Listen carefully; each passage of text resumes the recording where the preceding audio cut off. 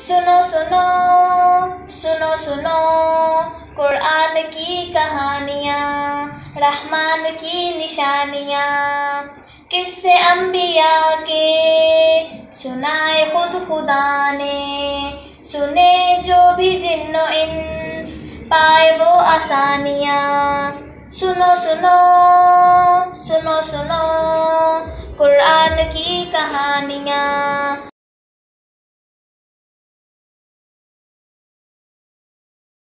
السلام علیکم ورحمۃ اللہ وبرکاتہ۔ بہت ہی پیارے ہنستے مسکراتے ساتھیوں، سلسلہ قرآنی کہانیوں میں خوش آمدید، جہاں آپ سن رہے ہیں روزانہ رنگ برنگی پرانی تاریخی سیکھتی سکھلاتی سچی قرآنی مزیدار کہانیاں۔ اور کہانی سننے سے پہلے جانتے ہیں آپ اتنے اچھے ہیں کہ یاد رکھتے ہیں تمام باتیں، کام بھی اور دعا بھی۔ آتے ہیں آج کی کہانی کی طرف، یعنی کہ اسراء اور معراج کی کہانی کے تیسرے حصے کی جانب۔ ہم سن رہے تھے کہ پیارے نبی صلی اللہ علیہ وآلہ وسلم گئے تھے آسمانوں کی طرف، اور آسمانوں پہ جب وہ گئے تھے تو ان کی ملاقات ہوئی تھی مختلف انبیاء سے اور فرشتوں سے اور لوگوں سے، ایسے لوگ جو کچھ بہت خوش تھے اور کچھ بہت مشکل میں تھے۔ خوش وہ والے لوگ تھے جنہوں نے اس دنیا میں زندگی تھوڑی مشکل گزاری تھی، مشکل اس طرح سے گزاری تھی کہ وہ ہر وقت اس فکر میں رہتے تھے کہ وہ اللہ تعالیٰ کو کس طرح خوش کریں اور کس طرح اس کی ناراضگی سے بچیں۔ جب آپ ہر وقت یہ خیال کریں کہ ہم سے کوئی کام غلط نہ ہو جائے، ہر کام اچھا ہو، تو ہم مشکل میں ہی تو ہوتے ہیں۔ اور مشکل میں وہ لوگ تھے جنہوں نے اس دنیا میں بہت ہی مزیدار زندگی گزاری تھی، جنہیں ہم دیکھ کے سوچتے ہیں اللہ ہم کیوں ایسی زندگی نہیں گزارتے، جب مرضی کھائیں، جب مرضی پئیں، جہاں مرضی جائیں، اٹھیں بیٹھیں، جس مرضی کو تنگ کریں، جو مرضی اچھا کام کریں، جو مرضی برا کام کریں، کسی کی نہ ناراضگی کی فکر نہ کسی کے خوش کرنے کی فکر۔ مگر وہ لوگ جو بڑے خوش رہتے تھے وہ وہاں پہ کچھ پریشان تھے۔ اور پھر نبی صلی اللہ علیہ وسلم نے دیکھی تھی جنت اور جہنم۔ جنت اتنی خوبصورت کہ پیارے نبی صلی اللہ علیہ وسلم بھی نہ بتا سکے کہ وہ کس طرح کی ہے۔ انہوں نے باقی سب بتایا کہ جہنم ایسی ہے اور وہ آدمی ایسے کر رہا تھا اور اس کو یہ سزا مل رہی تھی، مگر جنت بتا ہی نہ سکے۔ پیارے نبی کہنے لگے بس وہ ایسی ہے کہ جو کسی آنکھ نے نہیں دیکھی، کسی کان نے نہیں سنی اور کسی کے ذہن میں اس کا خیال بھی نہیں آ سکتا۔ اللہ تعالی ہمیں سب کو ایسی جنت میں لے کے جائیں، اور پھر جنت میں جب ہم بیٹھ کے سنیں گے کہانی گھر کی کہانیاں، کتنا مزہ آئے گا انشاءاللہ۔ تو پھر ہوا یہ تھا کہ جب نبی صلی اللہ علیہ وسلم واپس آئے مکہ، اور وہ رات کو اس وقت سوئے تھے اپنی چچا زاد بہن کے گھر، جن کا نام تھا ام ہانی۔ وہیں حضرت جبرائیل آئے تھے، انہیں لے کے گئے تھے، اور پھر وہیں پہ ہی وہ واپس آ گئے تھے۔ اور جب انہوں نے ام ہانی کو بتائی تھی اپنی تمام رودات، تو ام ہانی نے کہا تھا کہ آپ یہ باہر جا کے مت بتائیے گا کسی کو۔ مگر ایسا کیسے ہو سکتا تھا؟ اللہ تعالیٰ کا حکم تھا کہ نبی صلی اللہ علیہ وسلم یہ کہانی سب کو سنائیں۔ اور پھر لوگوں نے کی باتیں کرنا شروع، کہتے کیسا ہو سکتا ہے، کیسی بات کرتے ہیں آپ۔ پھر وہ کہنے لگے ایسا کرو ابو بکر کو بلا کے لاؤ، ابو بکر ان کا بہت دوست بنتا ہے نا، جو یہ کہتے ہیں فوراً مان لیتا ہے، اب دیکھتے ہیں کہ وہ کیسے اس بات کو مانے گا۔ اور ادھر جیسے ہی حضرت ابو بکر رضی اللہ تعالیٰ عنہ کو اس بات کا پتہ چلا کہ نبی صلی اللہ علیہ وسلم ایسا کہتے ہیں، تو انہوں نے ایک لمحہ سوچے بغیر کہا پھر ایسا ہی ہوگا، اور یہ گواہی دینے کی وجہ سے، یہ یقین کرنے کی وجہ سے جو نبی صلی اللہ علیہ وسلم نے کہا اس پہ فوراً یقین کر لیا۔ نبی صلی اللہ علیہ وسلم نے انہیں لقب دیا تھا، انہیں ٹائٹل دیا تھا صدیق کا۔ صدیق یعنی کہ سب سے زیادہ سچے، اتنے سچے کہ ان کو سچ بھی فوراً سمجھ میں آ جائے، کسی شک میں مبتلا ہوئے بغیر، اور اسی لیے ہم انہیں کہتے ہیں ابوبکر صدیق۔ تو ابوبکر صدیق اپنے گھر سے چلے اور پہنچے کعبہ، جہاں پہ تمام لوگ اکٹھے تھے، طرح طرح کی باتیں بنا رہے تھے، اور نبی صلی اللہ علیہ وسلم ان کے درمیان کھڑے ہو کر سنا رہے تھے اپنے عجیب سفر کی کہانی۔ اب ابو بکر رضی اللہ تعالیٰ عنہ نبی صلی اللہ علیہ وسلم کے پاس آئے اور ان سے دوبارہ پوچھا کہ یہ لوگ کہتے ہیں کہ آپ نے یہ کہا ہے کہ آپ بیت المقدس کا سفر کر کے آئے ہیں، کیا آپ نے ایسا کہا ہے؟ نبی صلی اللہ علیہ وسلم نے کہا ہاں میں نے ایسا ہی کہا ہے۔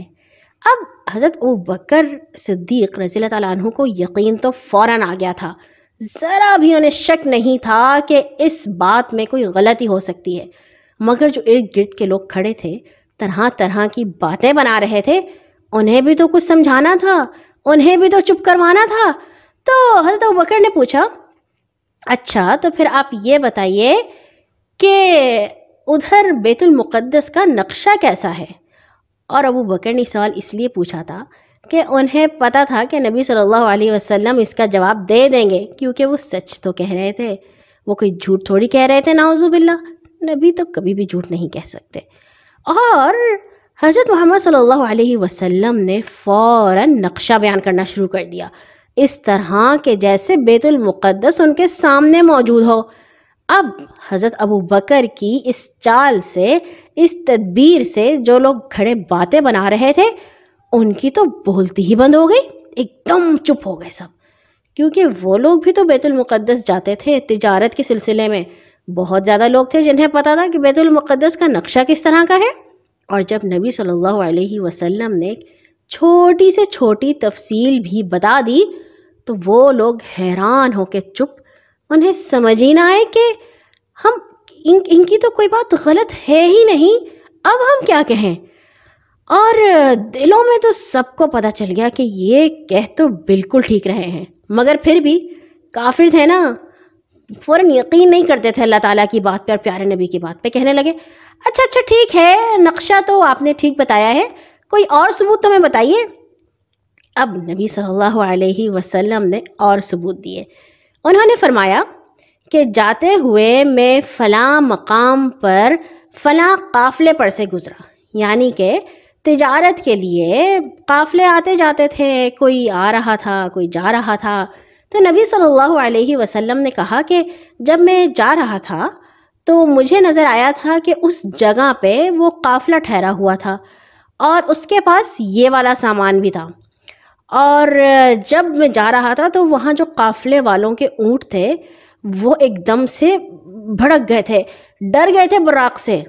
وہ کیا جانتے تھے کہ یہ کیسا جانور ہے؟ براق تو بجلی کی رفتار سے بھاگا چلا جا رہا تھا، اور وہ جانور خود حیران رہ گئے تھے کہ یہ دیکھنے میں تو ہمارے جیسا ہے، جس کا ایک سر ہے، 4 ٹانگیں ہیں، ایک دم ہے اور 2 کان ہیں، مگر یہ چلتے ہوئے ہمارے جیسا نہیں لگتا، یہ تو ایسے لگتا ہے کہ جیسے بجلی ہو، ایک لمحے میں ادھر دوسرے میں ادھر۔ اور پھر نبی صلی اللہ علیہ وسلم نے کہا کہ اس قافلے والوں کا ایک اونٹ فلاں وادی کی طرف بھاگ نکلا، اونٹ اتنے پریشان ہوئے کہ وہ بھاگ ہی گئے، اور پھر نبی صلی اللہ علیہ وسلم نے قافلے والوں کو اس کا پتہ دیا، کیونکہ اونٹ تو بھاگ گیا تھا، پیارے نبی تو اس سے پہلے وہاں پہنچ گئے تھے، انہیں پتہ چل گیا تھا کہ یہ اونٹ فلاں وادی کی طرف بھاگا ہے، انہوں نے قافلے والوں کو اس کا پتہ دیا۔ اور پھر نبی صلی اللہ علیہ وسلم نے کہا کہ واپسی پر فلاں وادی میں فلاں قبیلے کا قافلہ مجھے ملا، سب لوگ سو رہے تھے، میں نے ان کے برتن سے پانی پیا اور اس بات کی ایک نشانی چھوڑ دی کہ اس میں سے پانی پیا گیا ہے، یعنی کہ تھوڑا سا پانی چھوڑ دیا ہوگا، یا برتن تھوڑا سا ٹیڑھا کر کے رکھ دیا ہوگا، یا اس جگہ نہیں رکھا ہوگا جہاں وہ پہلے رکھا تھا، کوئی بھی نشانی چھوڑ دی ہوگی۔ تو نبی صلی اللہ علیہ وسلم کہنے لگے میں نے خاص طور پہ چھوڑی تاکہ ان لوگوں کو پتہ چلے کہ یہاں کوئی آیا تھا۔ اور ایسے ہی کچھ اور اتے پتے نبی صلی اللہ علیہ وسلم نے دیے، ثبوت دیے، اور بعد میں آنے والے قافلوں سے ان کی تصدیق ہو گئی۔ ایک قافلے والے کہنے لگے ایسا ہی ہوا تھا، ہم نے ایک ایسا جانور دیکھا، ہمیں تو وہ نظر ہی نہ آیا، ایسے لگ رہا تھا بس ہوا سی گزر رہی ہے، اور ہمارے اونٹ بھی گھبرا گئے تھے، ایک اونٹ تو بھاگ بھی گیا تھا۔ اور دوسرے قافلے والے کہنے لگے ہم تو رات کو سو رہے تھے مگر کوئی آیا تھا جس نے ہمارے برتنوں سے پانی پیا تھا، ہم نے صبح اٹھ کے دیکھا، ہمیں لگا کہ شاید کوئی ڈاکو آئے ہیں مگر سامان تو پورا تھا، بس پانی ہی پیا تھا۔ اور اس طرح نبی صلی اللہ علیہ وسلم کی بات کی تصدیق ہو گئی۔ مکہ کے کافر دل ہی دل میں مان تو گئے تھے کہ یہ اللہ تعالیٰ کے نبی ہی ہو سکتے ہیں جو 2 مہینے کا سفر ایک رات میں کریں۔ رات کو جب سب سوئے تو نبی صلی اللہ علیہ وسلم ان کے ساتھ تھے، صبح جب اٹھے تو نبی صلی اللہ علیہ وسلم ان کے ساتھ تھے، اور اس دوران ہی وہ سفر کر آئے تھے بیت المقدس کا، جو کہ 2 مہینے دور ہے، اور صرف بیت المقدس کا نہیں، 7 آسمانوں کا، اور اس سے بھی اوپر اللہ تعالیٰ کے عرش کے قریب سدرۃ المنتہا، جہاں نبی صلی اللہ علیہ وسلم سے پہلے نہ کبھی کوئی گیا اور نہ کبھی کوئی جائے گا، سبحان اللہ۔ اور مگر پھر بھی شیطان ایسا ان کا پکا دوست تھا کہ انہوں نے یہ نہیں کہا کہ ہاں ہم آپ پہ یقین کرتے ہیں، پھر بھی کوئی نہ کوئی باتیں بنا ہی لیں، اور چپ تو ہو گئے، زبانیں ان کی بند ہو گئیں، مگر دل میں وہ یہی سوچتے رہے کہ یہ کیسے ہو سکتا ہے۔ انہیں یہ اس لیے نہیں سمجھ میں آیا کہ ان کا یقین نہیں تھا نا پیارے نبی پر اور اللہ تعالیٰ پر۔ یقین ہوتا نا جس طرح ہمیں اور آپ کو ہے، تو ہمیں تو یقین آ جاتا کہ اللہ تعالیٰ تو سب سے طاقتور ہیں، کچھ بھی کر سکتے ہیں، سمندر بھی 2 حصوں میں تقسیم کر دیتے ہیں، اور اونٹنی کو بھی پتھر سے نکال دیتے ہیں، اور بہت کچھ کر سکتے ہیں۔ اللہ تعالیٰ تو سب کچھ کر سکتے ہیں۔ اور پھر اس کے بعد، اس آیت کے بعد، اللہ تعالیٰ نے ایک سورت کا انعام رکھ دیا ہے، الاسراء۔ اس سورت کے 2 نام ہیں، ایک الاسراء ہے اور ایک بنی اسرائیل ہے۔ بنی اسرائیل اس سورت کا اس لیے نام ہے کہ اللہ تعالیٰ نے دوبارہ ہمیں اس میں بنی اسرائیل کی کہانی سنائی ہے، اور صرف کہانی نہیں سنائی، یہ بھی بتایا ہے کہ ان لوگوں نے کس طرح انبیاء کو تنگ کیا اور کس طرح اللہ تعالیٰ کو ناراض کیا۔ اور ناراض کرنے کی کہانی سے پہلے اللہ تعالیٰ نے ہمیں اسراء اور معراج کے واقعے کے بارے میں بتایا، اس لیے کہ کفار مکہ کو کہا کہ تم بنی اسرائیل کی طرح نہ بن جانا، وہ لوگ بھی ایسے کرتے تھے، ان کے سامنے اتنی نشانیاں آتی تھیں اور وہ کوئی نہ کوئی بہانہ بنا لیتے تھے اور کام کرتے تھے اپنی مرضی کا۔ تم لوگ ایسا مت کرنا، کیونکہ بنی اسرائیل سے اللہ تعالیٰ اتنے ناراض ہوئے کہ قیامت تک اللہ تعالیٰ ان سے ناراض ہے۔ اللہ تعالیٰ ہمیں ایسی ناراضگی سے بچائے۔ آج کے لیے اتنا ہی، کل انشاءاللہ ہم شروع کریں گے نئی مزیدار کہانی، اور وہ کہانی ہے غار کی۔ جانتے ہیں نا اب غار کیا ہوتا ہے، بڑی مزیدار جگہ ہوتی ہے۔ اور ہر نماز کے بعد اپنے لیے اور تمام مسلمانوں کے لیے دعا کرنا مت بھولا کیجیے۔ اللہ حافظ۔ سنو سنو سنو سنو قرآن کی کہانیاں، رحمان کی نشانیاں، رحمان کی نشانیاں۔